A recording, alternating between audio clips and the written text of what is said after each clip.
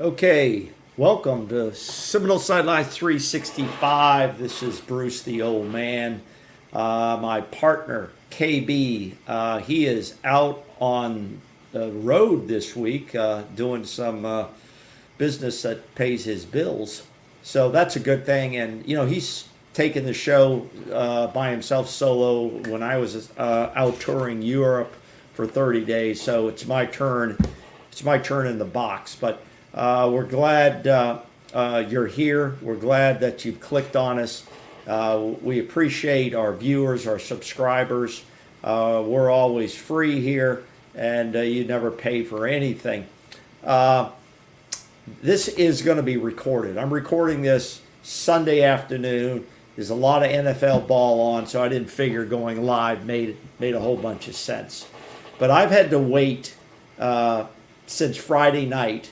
We didn't do a post-game reaction following the game, and then I had to think a lot of things over on Saturday to get my mind straight, to get my mind over what I had witnessed Friday night when our Seminoles dropped another game, and in this case dropped to Duke Blue Devils, who had never beaten Florida State in FSU football history.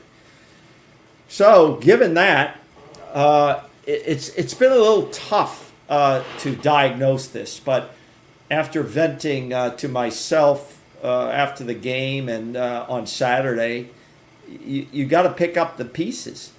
You gotta walk through the ashes, and that's what we're going to do today in this show, because I have another show planned.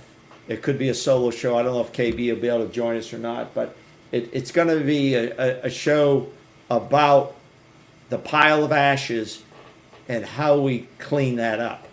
But let's talk about this Duke game. Florida State falls to Duke 23-16. It was probably one of the ugliest Florida State games that I have ever witnessed in my football history. And my football history goes back to the early to mid 60s, to listening to Florida State football on a transistor radio, and then being able to watch them on TV, and then going ahead and attending some games even in the late 60s.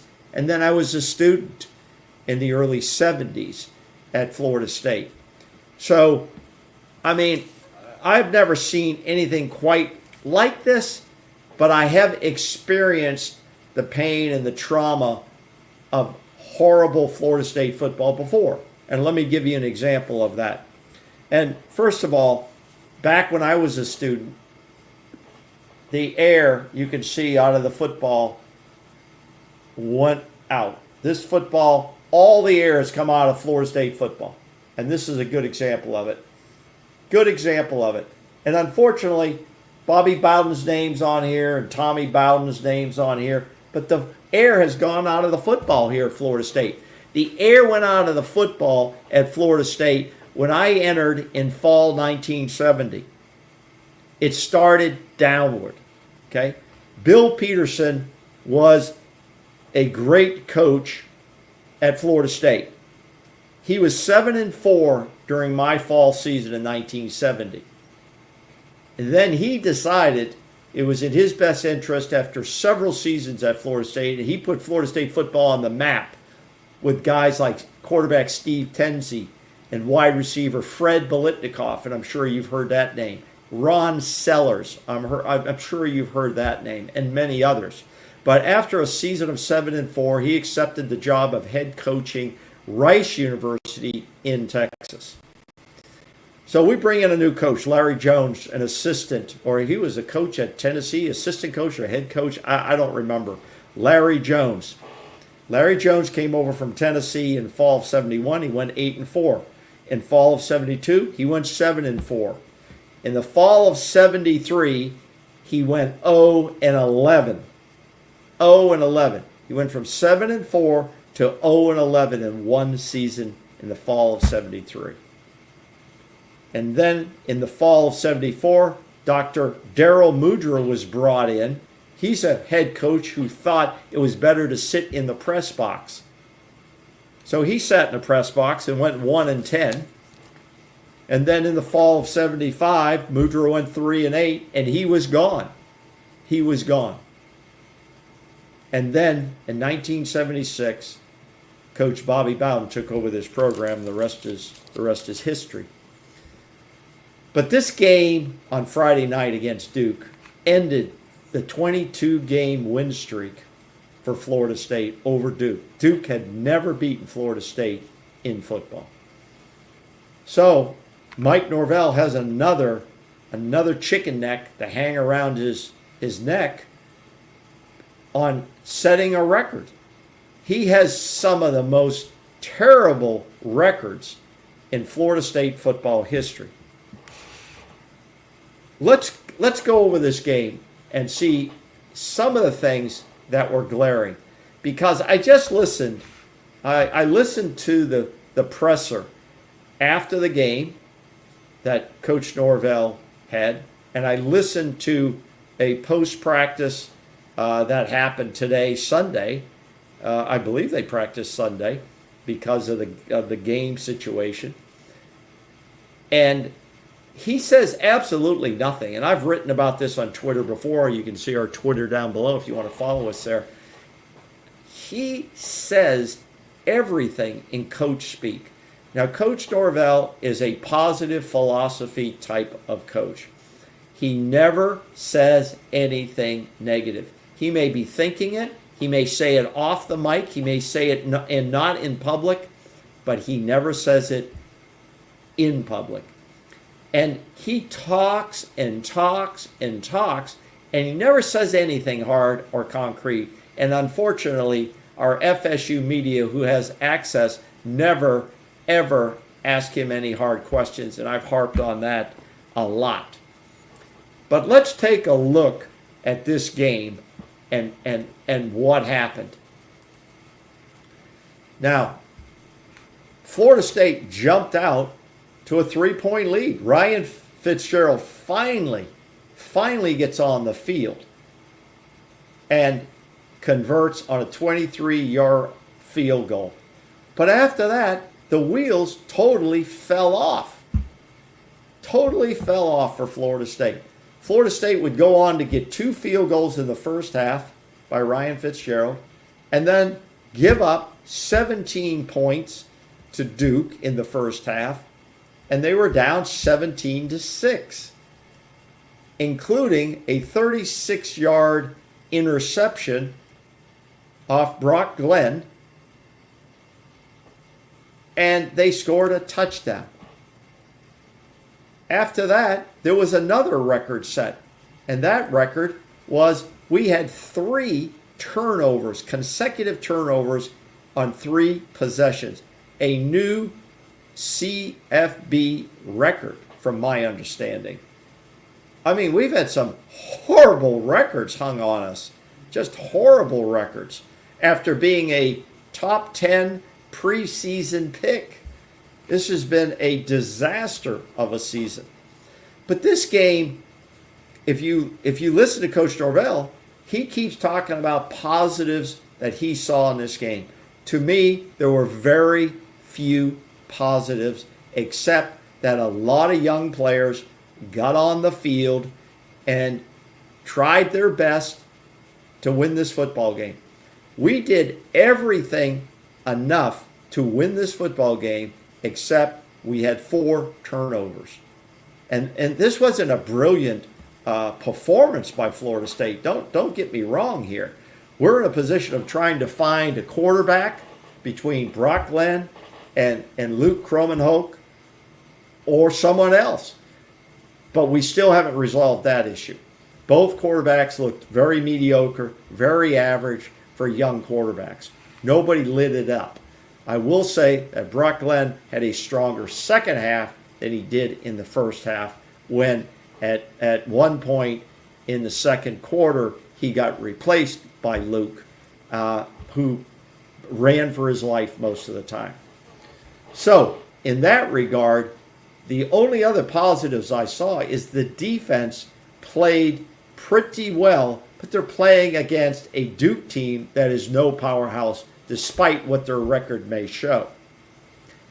Florida State's defense, especially the defensive secondary, I thought played outstanding, and they played man-to-man cover very, very strong in this game. So I think that part of the defense really, really showed up. We're obviously weak at linebacker, but the linebackers held their own. The linebackers held their own in there.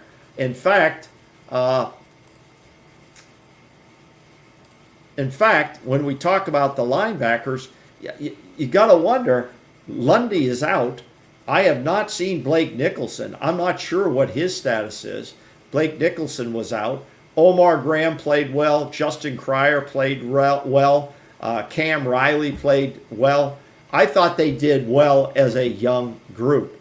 So I think Florida State was able to get off the field on a lot of 3 and outs by Duke. But, however, our offense was inefficient for almost the entire game, except for a kick return by Sam Singleton. And in that kick return, he took it all the way for a touchdown. So it's a tough game to sit back and say that anything good came out of this, except young guys got a chance to display their skills. Now, the running by Cam Davis I thought was strong at points. Cam Davis got hurt later in the game and had to come off the field. Teofili, I thought his running was strong. But when I hear FSU media types start to say, hey, coach, do you think the offensive line has figured it out? That is a loaded question. It is a stupid question because this offensive line is one of the worst in the country. And the question that should have been asked is, what is the accountability of the OC and O-line coach Alex Atkins? Nobody asked that question to Novell. Nobody has asked him about accountability of coaches. No one has asked him, do you think it's time to make a change in any of the coaches? These questions are not being asked. So Florida State wins the second half of this football game, 10-6. The defense held Duke to just 2 field goals, but it wasn't enough as they dropped it 23-16. In this game, Florida State never scored an offensive touchdown by the offense itself. The only touchdown was scored on the kick return. That must be a record in itself, and it's terrible. The best thing that happened is Florida State had a huge fan base there at Wallace Wade Stadium. You could hear them on the broadcast, and they were there to support their Noles, win or lose. But Florida State should have won this game. I said they were going to win the game, and I'm disappointed they did not. All they had to do is avoid turnovers and other stupid plays. And let me get to my notes here. 3 drops by receivers. Malik Benson, he dropped one from Brock. Kentron Portier, a touchdown strike from Luke Kromenhoek, a beautiful ball into the end zone. Kentron fails to catch the ball. Hakeem Williams, another drop when delivered a perfect pass by Luke Kromenhoek. So the young quarterbacks were doing what they could as they ran for their lives in this game, and it was shameful to see, again, the offensive line performance. And we did have some young performers in there on the offensive line. This was another start for Andre Otto, as well as Jalen Early, both in there at left and right guard. But the more experienced senior players out there did a horrible job protecting their young quarterbacks. This is probably the worst offensive line potentially in the history of Florida State football. And it has to be called out to what it was. Continuous mistakes, an illegal move by Maurice Smith, the center. There was other seniors on defense. Farmer, Peyton, who had offsides. Farmer had 2 offside penalties. It's a team coming off a 2-week break that made way too many mistakes for a team in that situation playing a weak opponent like Duke. I'm not going to go through every play. It's not necessary. But Florida State did not play well. They did not show up for this game. And they almost won the game by mistake. When you give up 4 turnovers, 1 a touchdown interception, and the other team only beats you by 7 points, it's unbelievable. It's totally unbelievable.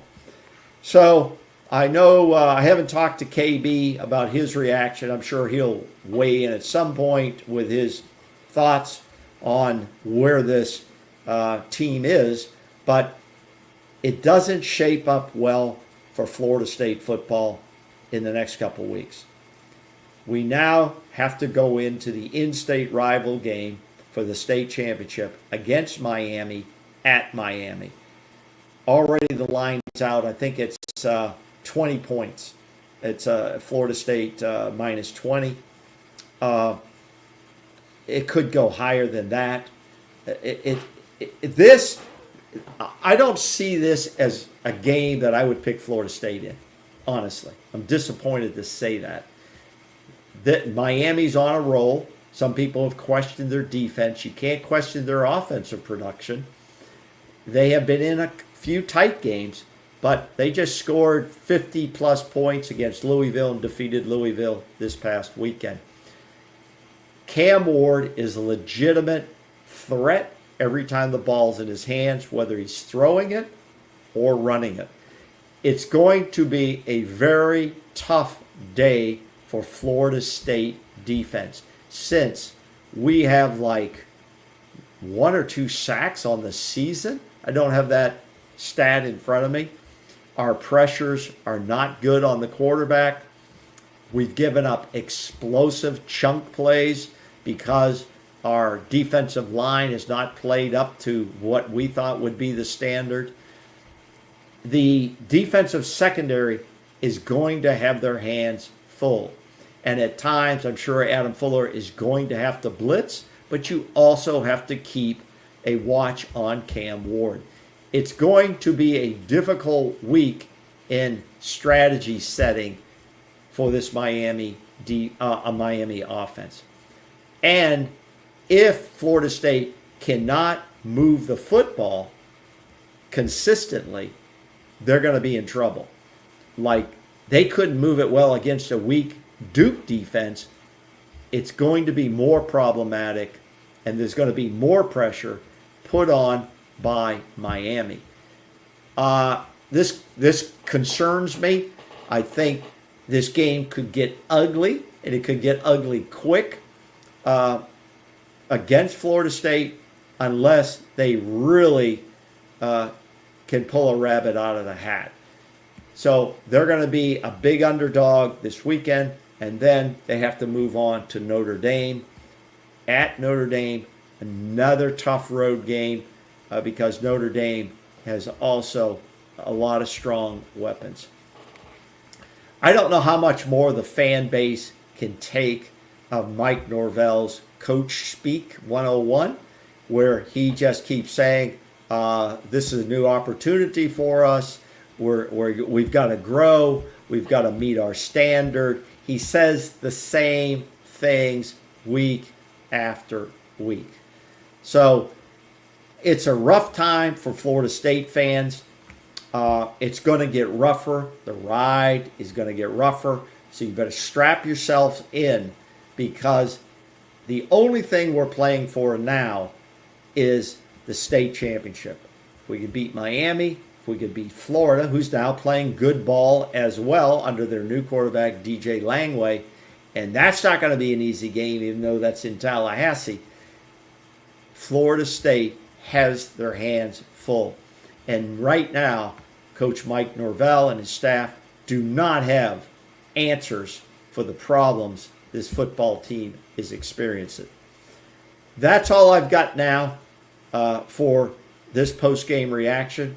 Again, Duke takes down the Noles 23-16 in what I would call a disappointing, lackluster performance by Florida State in most aspects of the game, except for the defense and maybe the young players on this team getting experiences, and we hope they can grow from that point. What I do hope to bring you later this week is a segment about what I believe Florida State is going to have to do to rebuild this program. Because right now, it is rock bottom.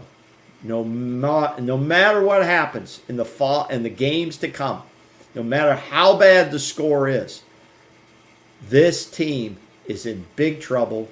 The program is a dumpster fire at this point, and there's nobody coming with a fire hose to put it out. This is the old man speaking for Seminole Sunlight 365, for myself, KB, who's out on the road, and myself. Thanks for joining us. Please hit that like and subscribe button, and we hope you'll join us again. We usually like to do these lives, but as I said before, this one is taped, and it'll come out sometime on Monday. Okay, thanks for joining us. Take care out there, and keep the faith, and go Noles. Go Noles.